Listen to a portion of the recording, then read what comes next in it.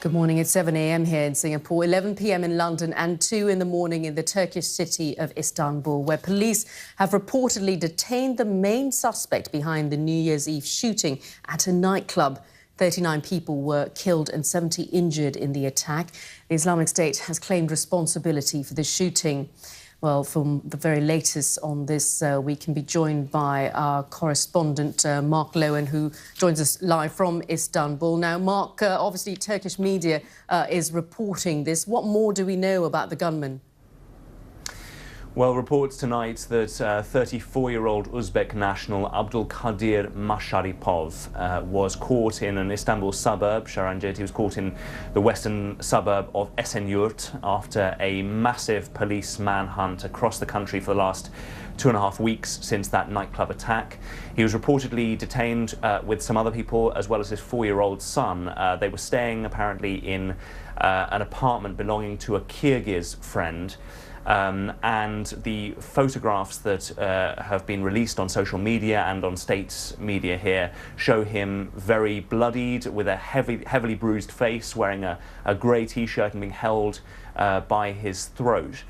He is undergoing a medical check, and he is now being transferred to police custody. There were fears in the aftermath of the attack that he could have even escaped Turkey, because he managed to flee the nightclub after shooting dead 39 people. There were fears even that he could have escaped to so-called Islamic State-held territory, but it appears tonight that the Turkish police have finally caught the most wanted man in the country.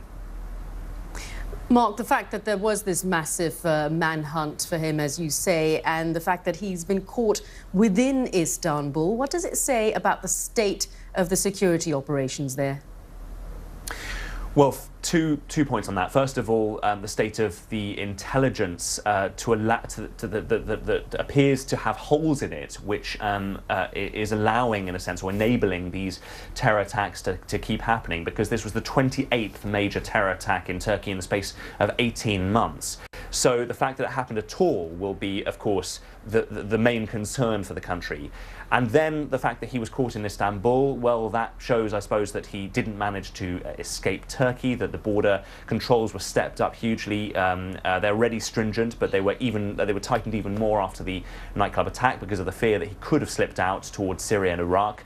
And then that he was caught in Istanbul, showing finally that the Turkish police were tapping into intelligence networks here to chatter on intelligence from intelligence networks and picking up some kind of location that they finally closed in on. There was a raid on another Istanbul suburb about a week ago, which didn't turn up anything else. But then tonight they managed to hone in on this place that is to the west of Istanbul, about 17 miles, about 25 kilometers to the west of the center of the city, and managed to get in. But it also shows, I think, Sharanjit, that he managed to benefit from a support network here to some extent, managing to take refuge in an apartment belonging to a Kyrgyz national. So big questions tonight, and he will clearly be questioned as to any kind of support network and any kind of help that he had to carry out this terror attack in the heart of the city. Indeed. Thank you so much for bringing us up to date with his capture there. Mark Lowen is in Istanbul.